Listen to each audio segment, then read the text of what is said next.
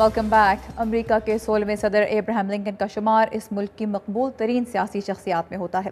انہوں نے 1861 میں شروع ہونے والی خانہ جنگی کے دوران اس ملک کو ٹوٹنے سے بچایا اور یہاں غلامی کے خاتمے کی بنیاد بھی رکھی، لیکن 1865 میں انہیں واشنگٹن ڈی سی کے فورڈ تھیٹر میں اس وقت قتل کر دیا گیا جب وہ ایک پرفارمنس دیکھ رہے تھے۔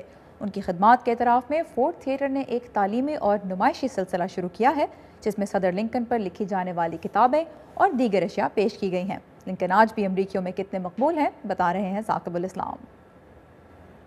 فورڈ تھیٹر میں ہر سال 75 لاکھ لوگ اس جگہ کو دیکھنے آتے ہیں جہاں صدر لنکن کو گولی ماری گئی تھی۔ اب اس تھیٹر کے سامنے لوگ اس جگہ بھی جا سکتے ہیں جہاں صدر لنکن ہلاک ہوئے تھے، اور اس کے بالکل ساتھ ایک نیا سینٹر بنایا گیا ہے جہاں صدر لنکن پر لکھے جانے والی 7000 سے زائد کتابیں بھی رکھی گئی ہیں۔ منتظم ٹریسی ایوانٹ کا کہنا ہے کہ امریکی صدر لنکن پر سب سے زیادہ کتابیں لکھی گئی ہیں۔ وہ ہمیشہ ہی ایک مسحور کن شخصیت کے مالک رہے اور ہر نسل نے ابراہیم لنکن کو اپنے طریقے سے جاننے کی کوشش کی۔ اس سینٹر میں صدر لنکن کی کچھ یادگاری اشیاء بھی رکھی گئی ہیں۔ جس دن صدر پر حملہ ہوا اس دن واشنگٹن کی ایک اسٹریٹ کا منظر پیش کرتے ہوئی نمائش، وہ ریل گاڑی جس میں ان کا تابوت لے جایا گیا تھا، اور اس جگہ کا منظر بھی یہاں پیش کیا گیا ہے جہاں صدر کے قاتل کو مارا گیا تھا۔ یہ سب لوگوں کے لیے نہایت دلچسپی کا باعث ہے۔ I think it's pretty cool, pretty high tech for Abraham Lincoln. Tracy ایوانٹ کا کہنا ہے کہ اس جگہ کو بنانے کا مقصد لوگوں کے ان سوالوں کے جواب دینا ہے جو ان کے ذہن میں صدر لنکن کے حوالے سے موجود ہیں۔ وہ آج بھی نہایت اہمیت کے حامل ہیں، تو ہم لوگوں کو بتانا چاہتے تھے کہ وہ کیا چیز ہے جس کی وجہ سے لنکن اتنے اہم صدر تھے اور اتنے مقبول بھی۔ 1860 میں جب امریکہ کی 11 جنوبی ریاستیں ریاستی حقوق اور غلامی کے خلاف اٹھ کھڑی ہوئیں تو خانہ جنگی کا آغاز ہوا۔ 1863 میں صدر لنکن نے غلامی کی روایات کو ختم کرنے کا اعلان کیا۔ 2 سال بعد ان ریاستوں نے ہتھیار ڈال دیے اور امریکہ ٹوٹنے سے بچ گیا۔ ٹریسی کا کہنا ہے کہ صدر لنکن ایک متنازع لیکن مقبول شخصیت تھے۔ اس کی وجہ ان کی شخصیت اور قیادت کی صلاحیت تھی، اور یہ حقیقت کہ وہ عام آدمی کے مسائل کو سمجھ سکتے تھے کیونکہ وہ خود ایک غریب گھرانے سے تعلق رکھتے تھے۔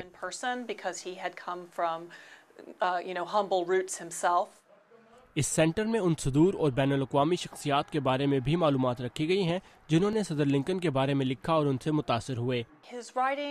ان کی تحریروں نے عظیم خیالات پیش کیے اور مسائل کے حل بتائے۔ خاص بات یہ کہ انہوں نے یہ سب نہایت سادہ زبان میں لکھا جو اس وقت کے لحاظ سے ایک منفرد بات تھی۔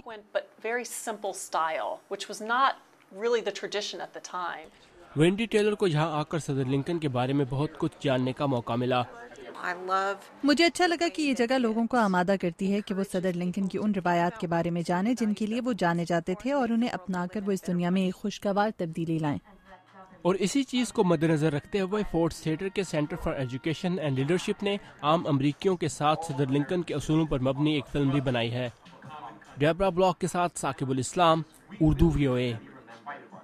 اور واشنگٹن ڈی سی میں ہی موجود اسمتھسونین انسٹیٹیوشن انسانی تاریخ، سائنس اور ثقافت سے متعلق اب تک 18 میوزیمز بنا چکا ہے، اور حال ہی میں اس ادارے نے اپنے 19ویں میوزیم پر تعمیراتی کام شروع کیا ہے جو سیاہ فام امریکیوں کے طرز زندگی، آرٹ، تاریخ و ثقافت کے لیے مخصوص کیا جائے گا۔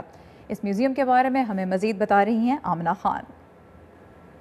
3، 2، 1 break ground۔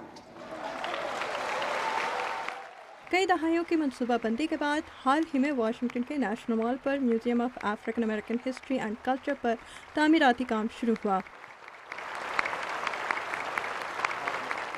پچھلے ہفتے صدر باراک اوباما اور سابق خاتون اول لورا بش سمیت کئی دوسرے عہدیدار اس میوزیم کی تعمیر کی افتتاحی تقریب میں شریک ہوئے۔ صدر اوباما نے تقریب کے دوران کہا کہ یہ میوزیم آنے والی نسلوں کے لیے بہت اہمیت کا حامل ہوگا۔ When future generations hear these songs of pain and progress and struggle and sacrifice, مجھے امید ہے کہ آنے والی نسلیں دکھ اور ترقی، جدوجہد اور قربانیوں کی یہ کہانیاں سن کر انہیں امریکی تاریخ سے الگ تھلگ نہیں بلکہ ہم سب کی مشترکہ کہانی کا ایک مرکزی اور اہم جز سمجھیں گی۔ شہری حقوق کی تحریک کے ایک سابق لیڈر اور کانگریس مین جان لیوس نے کئی برسوں تک اس میوزیم کی تعمیر کے لیے قانون سازوں کی منظوری حاصل کرنے کی کوشش کی تھی۔ We must tell the story, the whole story. ہمیں پوری کہانی سنانی چاہیے کہ سیاہ فام امریکیوں نے دور غلامی سے موجودہ دور تک تقریباً 400 سال سے اس ملک کی تاریخ میں کیا کردار ادا کیا ہے۔ Without anger or apology.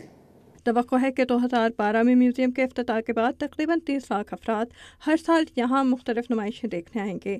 سیاہ امریکیوں سے متعلق یہ سب سے بڑا میوزیم ہوگا اور یہاں آنے والے شائقین کئی ہزار فن پارے نمائش پر دیکھ سکیں گے۔ لانی بنچ اس میوزیم کے سربراہ ہیں۔ اس میوزیم کے ذریعے لوگ دیکھ سکیں گے کہ سیاہ فام امریکیوں کی تاریخ اور ثقافت ہر روز ہم پر کس طرح اثر انداز ہوتی ہے۔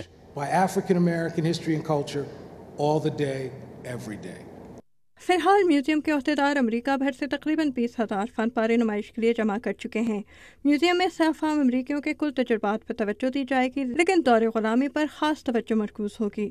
پنچ کہتے ہیں کہ واشنگٹن کا یہ میوزیم لوگوں میں سیاہ فام امریکیوں کی تاریخ سے متعلق دوسرے لاتعداد میوزیمز دیکھنے کی خواہش بھی پیدا کر سکتا ہے۔ ہمیں امید ہے کہ ہمارے میوزیم میں غلامی کی کہانیاں سننے کے بعد لوگ غلامی کے بارے میں مزید جاننے کے لیے ساؤتھ کیرولینا اور امریکہ کی دوسری جنوبی ریاستوں میں واقع میوزیم بھی دیکھنا چاہیں گے۔ اسمتھسونین انسٹیٹیوشن کے عہدیداروں کا کہنا ہے کہ یہ میوزیم آنے والی نسلوں کو سیاہ فام امریکیوں کے تجربات کے بارے میں بہت کچھ سکھا سکے گا۔ کرس سمکنز کے ساتھ آمنہ خان، اردو VOA۔ آج کے لیے بس اتنا ہی۔ آج کے شو میں شامل رپورٹس کے بارے میں آپ ہمیں فیس بک کے ذریعے اپنی رائے دے سکتے ہیں۔ ہمارا یوزر نیم ہے VOA اردو، اور اس کے علاوہ تازہ ترین خبروں کے لیے آپ ہماری ویب سائٹ urduvoa.com پر لاگ ان کر سکتے ہیں، جہاں زندگی کے مختلف شعبوں کے بارے میں آپ کے لیے ویڈیو رپورٹس اور مضامین موجود ہیں۔ اب ہمیں دیجیے اجازت، اللہ حافظ۔